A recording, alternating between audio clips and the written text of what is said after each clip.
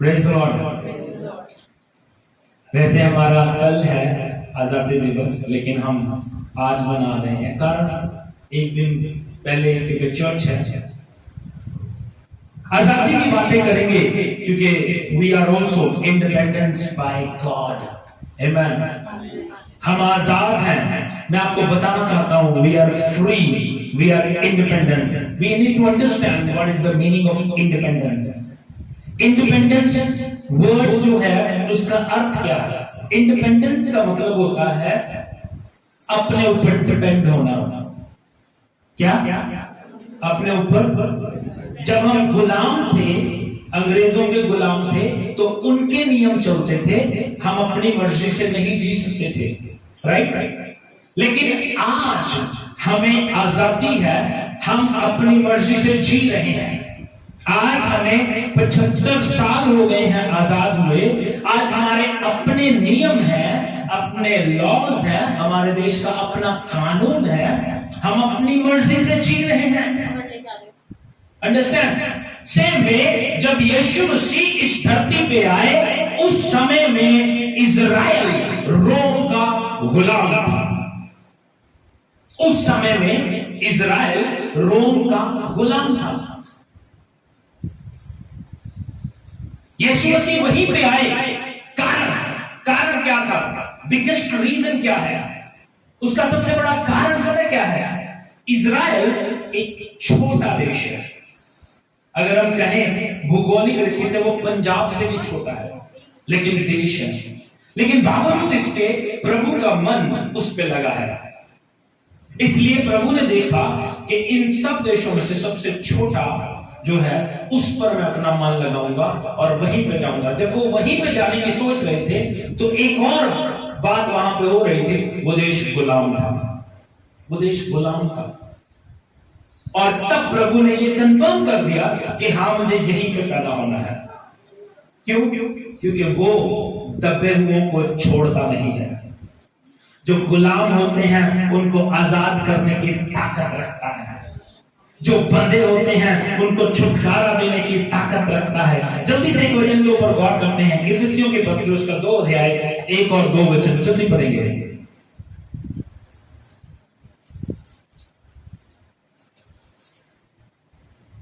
उसने तुझे भी जिलाया जो अपने अपराधों और पापों के कारण मरे हुए थे। बाइबल कहती है उसने तुम्हें भी जिंदा किया जो अपने अपराधों और पापों के कारण मरे हुए थे। हाँ जी। जिनमें तुम पहले इस संसार की रीति पर और आकाश के अधिकार के हाकिम अर्थात उस आत्मा के अनुसार चलते थे। कैसे? संसार की रीति पर और संसार के अधिकार के हाकिम के अनुसार चलते थे, जो अब भी आज्ञा न मानने वालों में कार्य करता है। किस आत्मा के अनुसार चलते थे? जो आज भी आज्ञा न मानने वालों में काम करता है। When you disobey, जब आप अनाज्ञाकारी होते हैं तो समझ आइए आप में कोई और ही आत्मा काम कर रहा है। Don't ignore. लोग डुप्लीकेट जीवन जी रहे हैं, उनको लग रहा है कि मैं सही चल रहा हूं, बट दे आर डिसोबेइंग। उनको लग रहा है मैं प्रभु के साथ बहुत सही हूं, लेकिन वो लोग रोज झूठ बोलते हैं, पल पल झूठ बोलते हैं, पल पल अनाज्ञाकारी करते हैं, अपने मां बाप के अधीन नहीं है, अपने पास्टर के अधीन नहीं है, अपनी स्पिरिट के अनुसार चल रहे हैं। There is no holy spirit, पवित्र आत्मा नहीं है, अपने आत्मा की अगुवाई में चल रहे हैं। वी आर डिलीवर्ड, हम आजाद किए गए हैं, इसलिए नहीं कि हम अपनी आजादी से जिए। हम आजाद किए गए हैं इसलिए कि हम प्रभु के वचनों के अनुसार जिए। इसीलिए प्रभु क्या कहता है? उसने दिलाया तुम्हें, तुम जब पापों में मुर्दा थे। इसी बात को पौलुस रोमियो की पत्री में कहता है, जो पाप करता है वो पाप का गुलाम है। आज पाप की डेफिनेशन लोगों को पता ही नहीं। उनको लगता है मैं 4 घंटे प्रार्थना करता हूं, 5 घंटे प्रार्थना करता हूं, झूठ बोल के कोई बुरी बात नहीं है। उनको लगता है मैं 4 घंटे प्रार्थना करता हूं, व्यभिचार करूंगा कोई बात नहीं है। मैं 4 घंटे प्रार्थना करता हूं,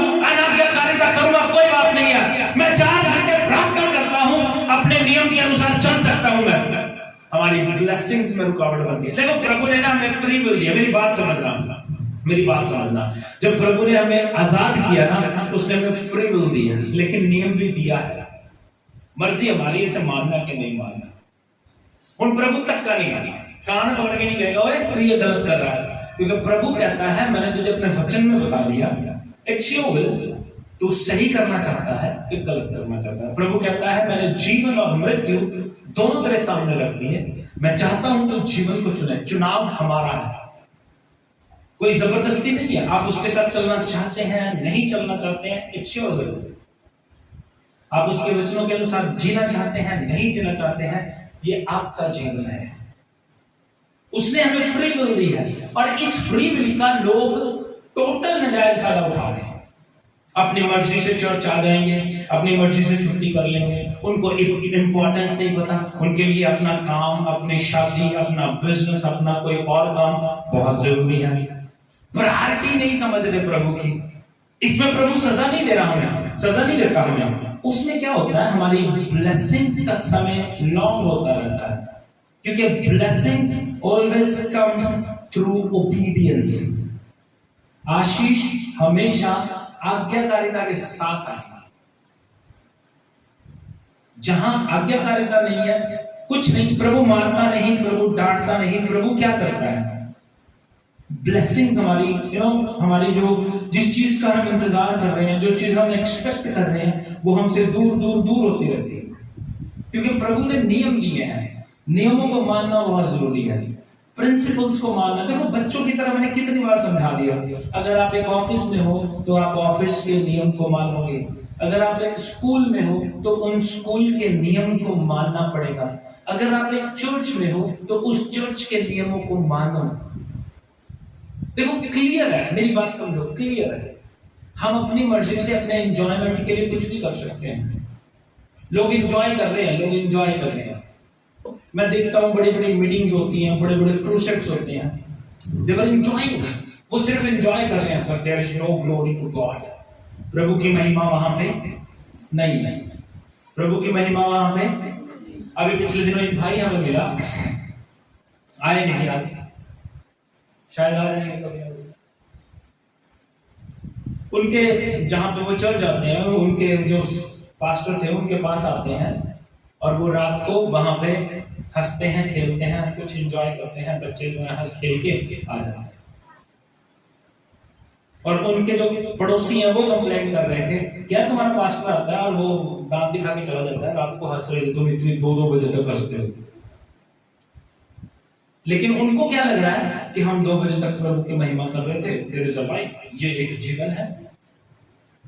मेरे पास वो भाई बिन्नी इनके चाचा ने, वो मुझे कहते पास्टर जी, मैं पास्टर जिस पास्टर के पास वो रहते थे, उन पास्टर से मैंने बात की कि यार मेरी वो दिक्कत है, ये वाली प्रॉब्लम है। कहता वो दांत दिखाने लग गया, मुझे हंसने लग गया।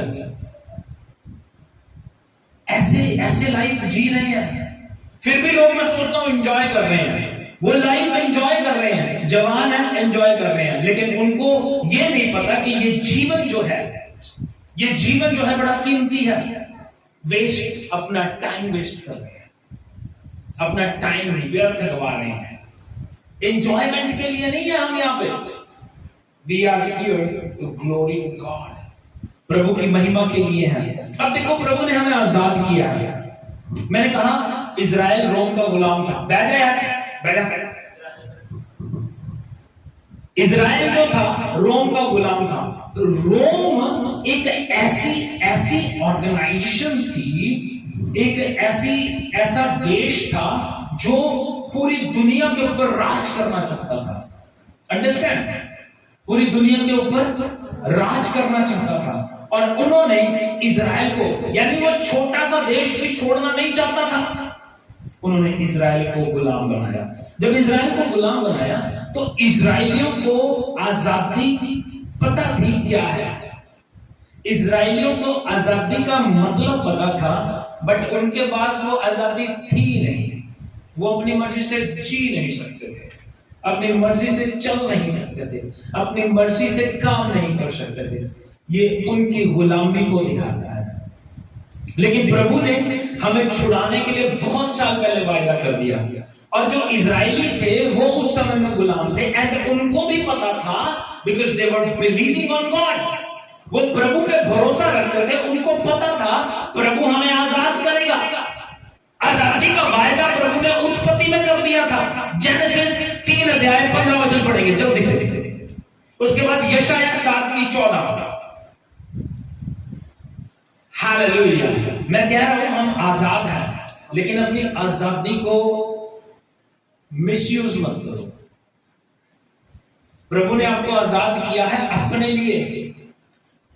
हाँ जी, 3:15, यशायाह 7:14। और मैं तेरे और इस स्त्री के बीच में और तेरे वंश और इसके वंश के बीच में बैर उत्पन्न करूंगा। किससे बात कर रहे हैं परमेश्वर? किससे बात कर रहे हैं? किससे बात कर रहे हैं? अरे भैया, बाइबल पढ़ी है कि नहीं? किससे बात कर रहे हैं? सांप से बात कर रहे हैं। किससे? किससे बात कर रहे हैं? जब सांप को श्राप दिया तब सांप से बात कर रहे हैं कि मैं तेरे वंश और इस स्त्री के वंश के बीच में बैर उत्पन्न करूंगा। तू इसकी एड़ी को डसेगा और ये तेरे सर को उछलेगा। अब मेरी बात समझना, प्रभु ने क्या कहा? तेरे वंश और स्त्री के वंश। किसके वंश? किसके वंश? आप बताओ, वंश स्त्री से चलता है? वंश स्त्री से चलता है? नहीं चलता। वंश किससे चलता है? आदमी से चलता है। वंश किसका गिना जाता है? लेकिन स्त्री का वंश क्यों कहा जा रहा है? बिकॉज ये पहली प्रोफेसी है for the birth of Jesus, क्योंकि यीशु के जन्म में आदमी का कोई योगदान, इस वजह से कह रहा है तेरे वंश और स्त्री के वंश के बीच में बैर उत्पन्न करूंगा। That is Jesus. अंडरस्टैंड? बात समझ आ रही है? तो ये उस डिलीवरेंस का जो काफी साल बाद प्रेजेंट होने वाली है। धरती शुरू हुई है, अभी कुछ नहीं हुआ, सिर्फ बाप आया है। उस डिलीवरेंस का जो आगे जाके कई सालों बाद प्रकट होगी, उसका वायदा प्रभु उत्पत्ति में कर रहा है। और बाइबल बताती है यीशु पैदा हुए। यीशु, अच्छा, इसी वचन को प्रभु ने और क्लियर करके लिखा यशायाह उसके 7:14 में। 7:14 में क्या लिखा? हाँ जी, तुझे दुख देने वालों की इस कारण प्रभु आपकी तुमको एक चिन्ह देगा। इस कारण प्रभु आप तुम्हें एक चिन्ह देगा। सुनो, एक कुमारी गर्भवती सुनो, एक कुमारी गर्भवती होगी और पुत्र जनेगी और पुत्र को पैदा करेगी और उसका नाम इमैनुअल रखेगा। और उसका नाम इमैनुअल रखा जाएगा। स्त्री गर्भवती होगी, कुंवारी गर्भवती होगी। There is a mention, you know, a specific word कुंवारी, जो टेंशन डाल देता है कुंवारी कैसे गर्भवती होगी। But there is a God, क्योंकि अगर इंसान का खून उसमें आता तो वो भी पाप का खून बन जाता। इसीलिए दाऊद कहता है मैं बचपन से ही पापी हूं, मैं पाप के साथ माता के गर्भ में पड़ा, पाप के साथ ही पड़ा। पाप जब मां के गर्भ में था तभी से पापी हूं। इंसान, नोबडी इज परफेक्ट। अगर कोई कहता है मैं शुद्ध हूं, मैं पवित्र हूं, नो, क्योंकि वो पापी जन्म से ही है। लोगों को जिनको समझ आ जाता है वो तो तर जाते हैं, जिनको नहीं समझ में आता उनका कुछ नहीं हो सकता।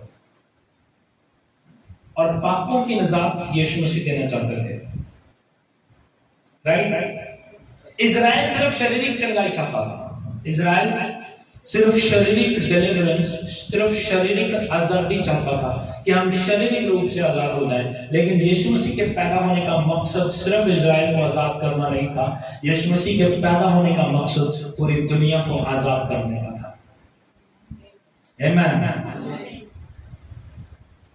यू नो, आज भी हम गुलाम हैं। हमारे मुंह को शैतान बांध के रखता है, हम सिंगिंग नहीं कर पाते। हमारे हाथों को बांध के रखता है, हम क्लैपिंग नहीं कर पाते। हमारी आंखों को बांध के रखता है, अपने अनुसार चलाता है। हम इधर उधर बटेर की तरह देखते रहते हैं, आंखें बंद नहीं करने देता शैतान।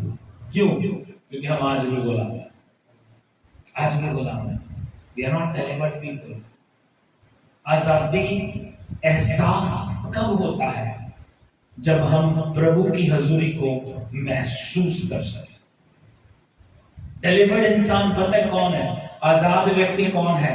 जो आंखें बंद करे और उसे यीशु नजर आ जाए, वो आजाद है। हालेलुया।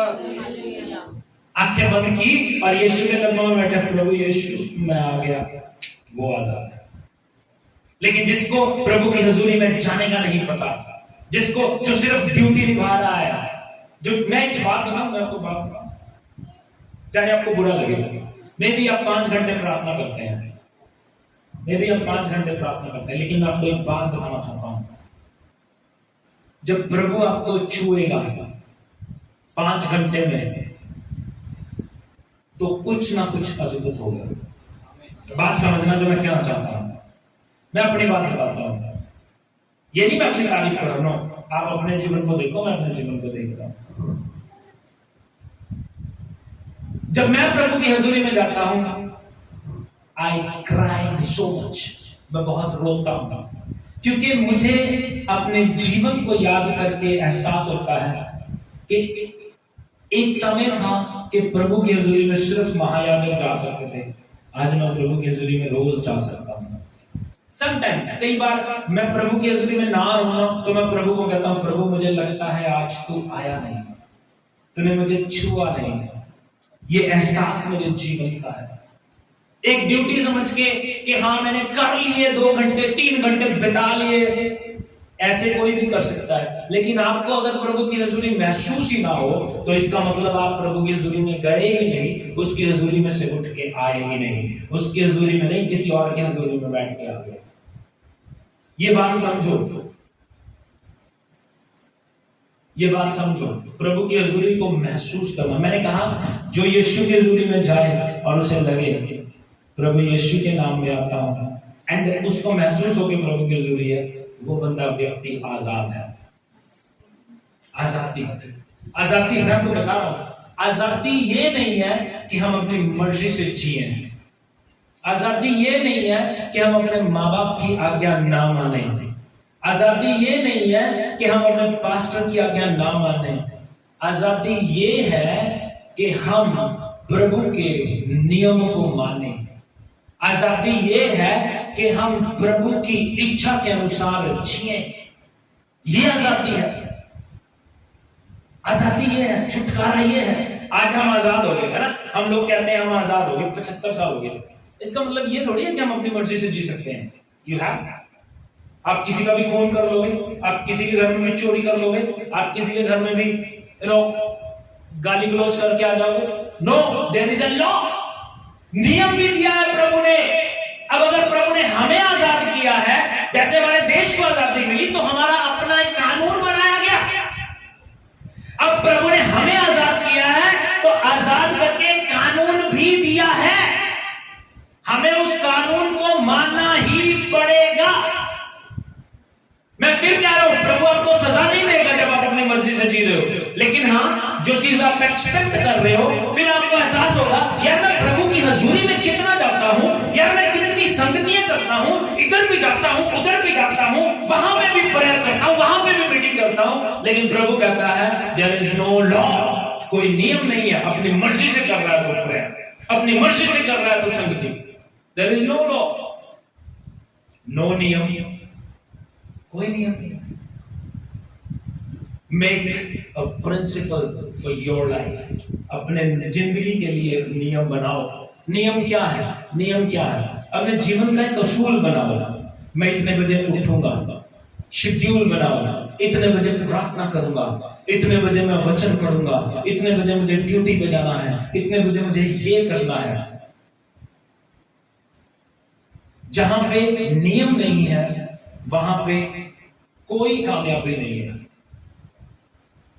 कोई कामयाबी नहीं है। स्कूल आपको टाइम से जाना पड़ेगा, there is a law. Job पे आपको काम पे टाइम से जाना पड़ेगा, नियम है। ब्रेकफास्ट का टाइम है। लोगों के नियम जब तक नहीं बनते, तब तक वो लोग कामयाब नहीं हो सकते। Thank you Jesus, thank you Holi spirit of God.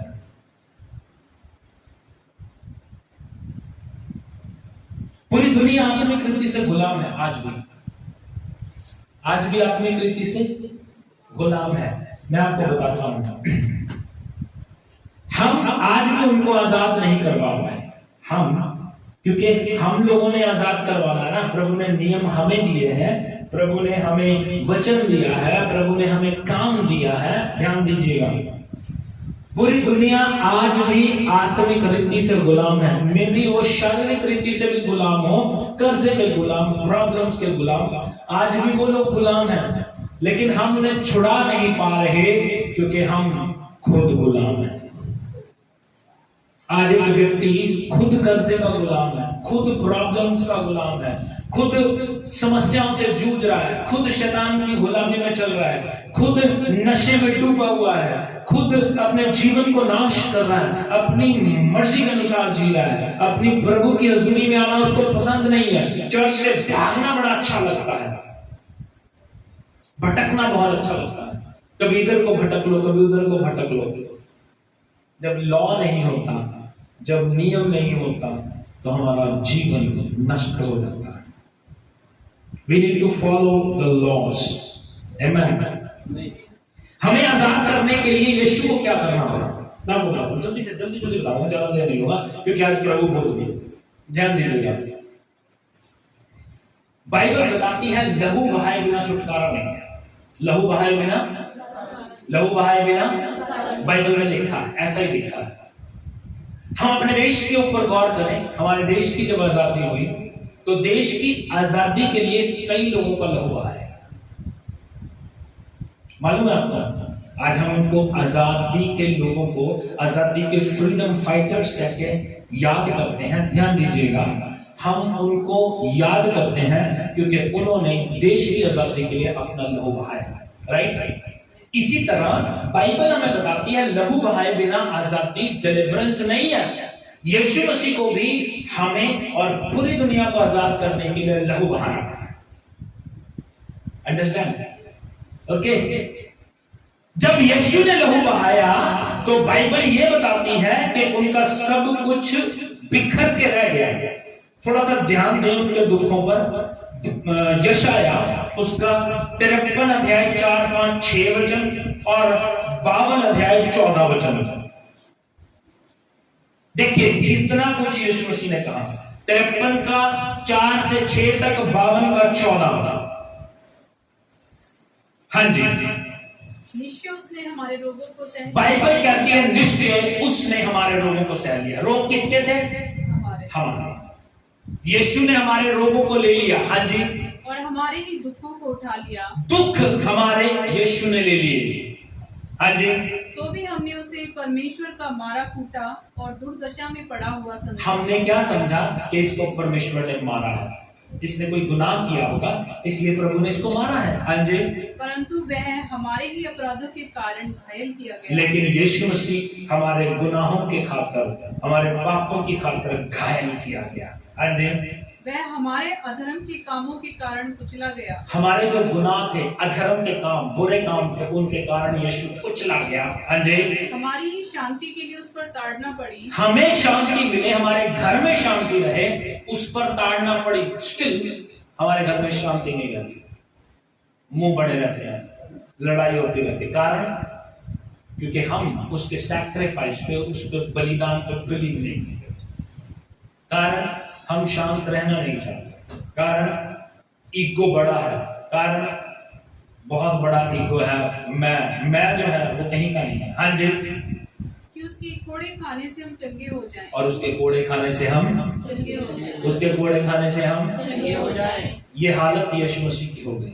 और भी 53, 52 की 14 देखो, बाइबल कितनी बड़ी बात बताती है। हमें आजाद करने के लिए यीशु ने क्या किया। हाँ जी, जैसे बहुत से लोग उसे देखकर चकित हुए। बहुत सारे लोग उसे देखकर चकित हुए क्योंकि उसका रूप यहाँ तक बिगड़ा हुआ उसका था रूप यहाँ तक बिगड़ चुका था कि मनुष्य का सा जानना पड़ता था। मनुष्य जैसा दिखता ही नहीं।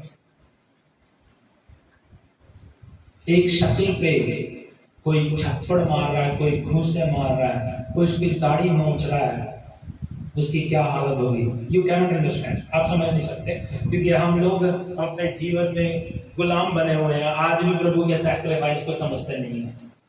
नहीं समझते, उस समय भी नहीं समझा, आज भी नहीं समझते। यीशु मसीह इस दुनिया में रहते थे, उन्होंने एक व्यक्ति को, जो छोटी सी बच्ची थी 12 साल की, यीशु मसीह ने उसको जिंदा कर दिया। यीशु मसीह ने, लेकिन लोगों ने बिलीव नहीं किया। एक व्यक्ति को दफनाने के लिए लेके जा रहे थे, विधवा थी उसकी माँ, अकेला अकेला बेटा था, वो मर गया। यीशु मसीह ने कहा इसको रोको, यीशु मसीह ने उसे जिंदा करके उसको दे दिया, लेकिन लोगों ने बिलीव। लोग उस समय के जो गलती फरीसी लोग थे, वो ये कहते थे, उनका बिलीव ये था जी उठना होता ही नहीं है, उनका बिलीव ये था जी उठना होता ही नहीं है। वो कहते थे 2 दिन तक आत्मा आसपास घूमता रहता है, वो कभी भी देह में समा सकता है, कभी भी देह में। वो बिलीव नहीं करते थे जी उठना होता है। लाजर बीमार हो गया, यीशु मसीह 2 दिन और रुक गए।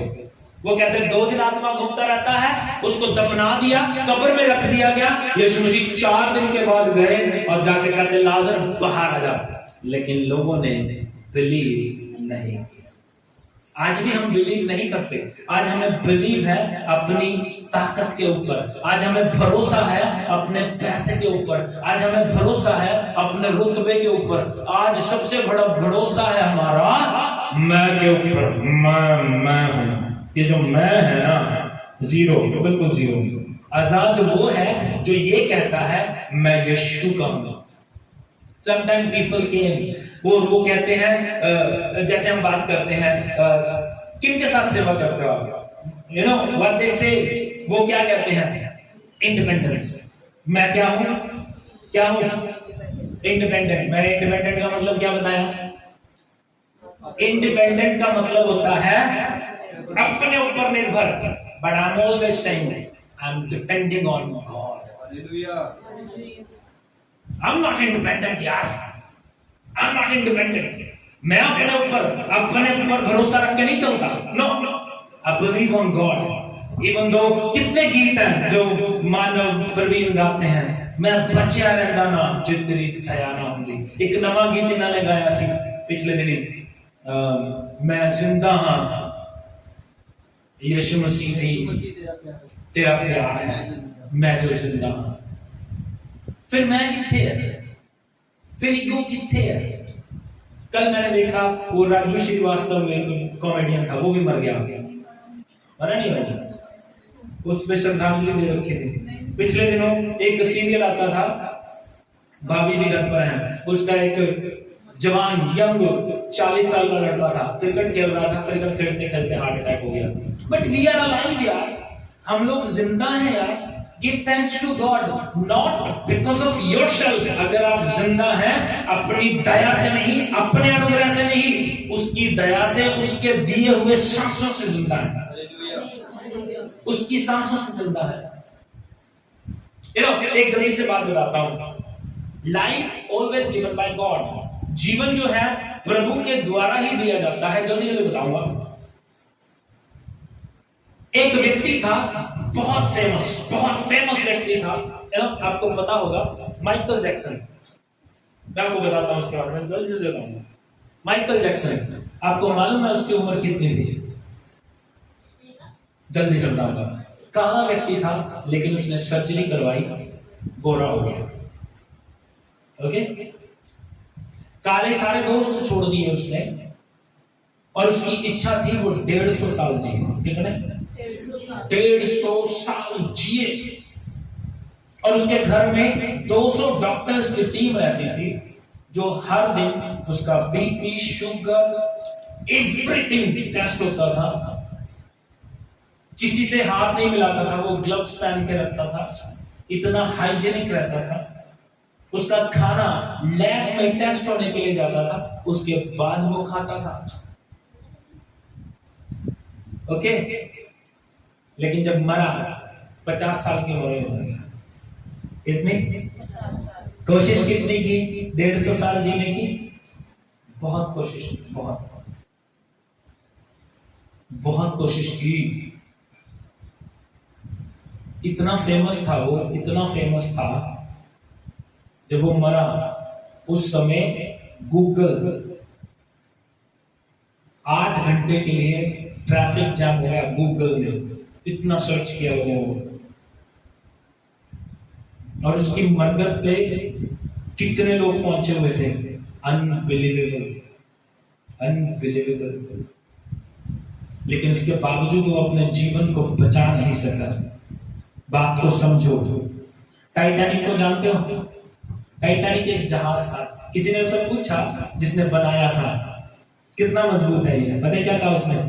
ये इतना मजबूत है, गॉड भी इसे तोड़ नहीं सकता। कौन? सीधा गॉड से पंगा। आपको पता है कितनी बार चला था, कितनी जर्नी ली उसने? सिर्फ एक, पहली जर्नी में टूट गया। डोंट बी प्राइडी, घमंडी मत हो।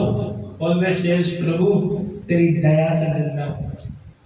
ऑलवेज सेज, जैसे पौलुस कहता है, प्रभु मैं जो कुछ हूं तेरी दया से, तेरे अनुग्रह से हूं। हम कुछ भी नहीं। यीशु ने हमें आजाद किया, कुर्बानी दी उसने, कुर्बानी दी, आजादी दी हमें अपनी कुर्बानी देकर, अपने लहू को बहाकर। आज हम आजाद हैं, नॉट बिकॉज ऑफ आवरसेल्फ। हम आजाद हैं यीशु मसीह की कुर्बानी की वजह से, यीशु मसीह के मरने की वजह से। एक बात और बताता हूं मैं आपको, यीशु मसीह का मरना, यीशु मसीह मर गए और उन्हें कब्र में रखा गया, राइट? यीशु मसीह मर गए और उन्हें कब्र में रखा गया। और बाइबल बताती है, अगर हम मत्ती 27 अध्याय 62 वचन से 66 वचन तक पढ़ेंगे, तो बाइबल बताती है यीशु मसीह को कब्र में जब रखा गया, उस समय के लोगों ने कहा कि प्रभु, जो वहां के रोमी गवर्नमेंट थी उनके पास गए और उन्होंने, ग्रंथी फरीसियों ने कहा कि ये जो व्यक्ति मरा है, ये कहता था मैं तीसरे दिन मुर्दों में से जी उठूंगा, तीसरे दिन मुर्दों में से जी उठूंगा। अब ऐसा ना हो इसके चेले लाश चुरा के ले जाएं और शोर मचाते फिरे कि यीशु जी उठा है। और उन्होंने क्या कहा? कहते मोहर लगा दो, मोहर इस पे स्टैंप कर दो। उन्हें लगता था रोमी मोहर यीशु मसीह को जी उठने से रोक सकती है, उन्होंने मोहर लगा दी। वो जिस चीज को, ध्यान दीजिएगा, भेद दे रहा हूं, जिस चीज के जरिए वो उसको बांधना चाहते थे कि वो जी ना उठे, जिस चीज के जरिए उन्होंने गवाह ठहराए, दो पहरुए वहां पे ठहराए कि वो जी ना उठे और उसके जी उठने की खबर ना फैले, उसी चीज को प्रभु ने गवाह ठहराया और दिखाया कि मैं जिंदा हूं। वही पहरुए अधमरे हो गए जब यीशु को देखा, पहरेदार अधमरे हो गए जब फरिश्ते को देखा। ये क्या आ गया? उस पत्थर को लुढ़काना इंसान के बस की बात नहीं थी, उसको हटा दिया गया। उस मोहर को तोड़ना इंसान के बस की बात नहीं थी, उसको तोड़ दिया गया, क्योंकि यीशु को बाइबल बताती है मृत्यु में इतना ताकत नहीं है कि वो उसे बांध के रख सकती। उसमें इतनी ताकत नहीं थी कि वो उसे बांध के रखती। यीशु ने उसे, खुदा ने उसे जिंदा किया और यीशु मसीह जी उठे। मैं ये बात क्यों बता रहा हूं, ध्यान दीजिएगा। हमारी डिलीवरेंस, हमारी आजादी, हमारा छुटकारा अगर यीशु मसीह जी नहीं उठे हैं तो व्यर्थ है। यीशु मसीह जी उठे, इसका मतलब हम आजाद हैं। यीशु मसीह जी के आज भी हमारे साथ चलते हैं, इसका मतलब हम आजाद हैं। तो अपनी आजादी को प्रभु के लिए इस्तेमाल करो, प्रभु के लिए इस्तेमाल करो भैया। अपनी आजादी को अपने नाश का कारण मत बनाओ। कई बार लोग अपनी लाइफ में अपनी मर्जी से स्टेप लेते हैं, लास्टली जब प्रॉब्लम में आते हैं फिर उनको दुख होता है, फिर उनको लगता है ये स्टेप ना लिया होता तो अच्छा था। क्यों? क्योंकि उन्होंने अपनी मर्जी से, क्योंकि गॉड की कोई सलाह नहीं ली है, अपनी मर्जी से चल रहे हैं। इसलिए अपने जीवन को आजादी देने के लिए प्रभु के नियम के अनुसार चले। एक लास्ट वचन पढ़ के समाप्त कर देंगे, रोमियो 6 अध्याय 18 और 19 वचन। हालेलुया। आज हम आजाद हैं, आत्मिक रीति से, शारीरिक रीति से, मानसिक रीति से, सामाजिक रीति से, आर्थिक रीति से। वी आर डिलीवर्ड पीपल, हम आजाद हैं। हाँ जी, 6:18 और 19। और पाप से छुड़ाए जाकर धर्म के दास हो गए। किसके? पाप से छुड़ाए जाकर धर्म के दास हो गए। मैं तुम्हारी शारीरिक दुर्बलता के कारण मनुष्य की रीति पर कहता हूँ, मैं तुम्हारी शारीरिक दुर्बलता के कारण मनुष्य की रीति पर कहता हूँ, जैसे तुमने अपने अंगों की कुकर्म के लिए अशुद्धता और कुकर्म के दास करके सौंपा था, अपने अंगों को कुकर्म के लिए अशुद्धता और अधर्म के दास करके सौंपा था, वैसे ही अब अपने अंगों को पवित्रता के लिए धर्म के दास करके सौंप दो। क्या करना है? अपने अंगों को, अपने दिमाग को धार्मिकता के लिए सौंपो। बुरी बातें सोचने के लिए नहीं, गुस्सा, चोरी, बैर विरोध करने के लिए नहीं, कभी इसकी चुगली, कभी इसकी चुगली, कभी इसकी निंदा, कभी उसकी निंदा, इसके लिए नहीं।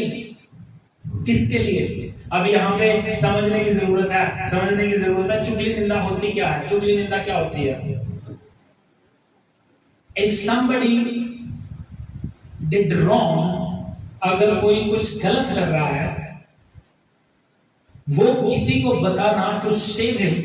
अगर कोई व्यक्ति गलत चल रहा है, अगर किसी से कहा जाता है, मानव और नवीन दो बच्चे हैं, नवीन बाहर किसी से मिलता है, मानव उसको समझाएगा इसके साथ जाने की जरूरत नहीं है, because he is a wrong person, right? इसको चुगली नहीं कहते। इसको चुगली क्या होती है? कुछ नहीं किया, कुछ नहीं किया, मानव ने कुछ गलत नहीं किया, लेकिन कोई व्यक्ति उसके विषय में कह रहा है कि उसने ऐसा किया है, उसको कहते हैं चुगली। देखो मैं आपको क्लियर करके बता रहा हूं। यीशु मसीह कहते थे, ग्रंथी फरीसी तुम चोर हो, तुम ठग हो। कारण क्या था?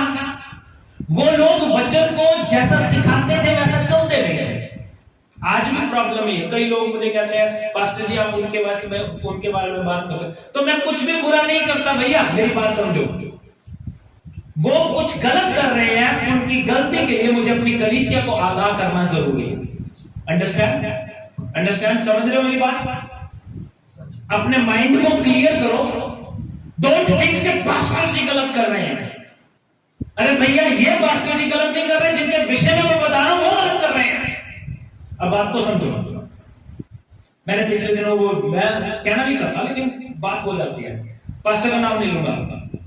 मेरी वाइफ ने मुझे कहा कि आपने उसे शेयर ही क्यों किया था? एक पास्टर जी औरत के पीछे हाथ रख के प्रेयर कर रहे थे, ये चीज वायरल हुई है, पता आपको? लेकिन नाम नहीं लेना चाहता मैं। लेकिन फिर मैंने उसे डिलीट किया और मैंने प्रेयर की, प्रभु क्या है, मतलब व्हाट इज दिस यार, तो कितनी समझ आ गया। और अपने आप को बहुत बड़ा मिनिस्टर मीन्स बहुत बड़ा पास्टर, बहुत बड़ी कलीसिया। अरे बहुत बड़ी कलीसिया तो कुछ भी करोगे। यही मुझे मूर्खता लोगों की समझ में नहीं आती। और ये लोग जो वहां पे जाते हैं, मैं आपको बताता हूं, मुझे कुछ समझ में नहीं आया। और उस औरत से उसका थप्पड़ नहीं मारा गया मीटिंग में कि तू मुझे कैसे छू रहा है। इसका मतलब उनकी बुद्धि निर्बुद्धि, अंधेरे हुए थे। मैं तब मतलब किसी के सर पे भी हाथ रखना, 15 वाली सोचता हूं जनानी है, इसके सर पे हाथ रखूंगा नहीं रखूं, वो कहां हाथ रख बैठा।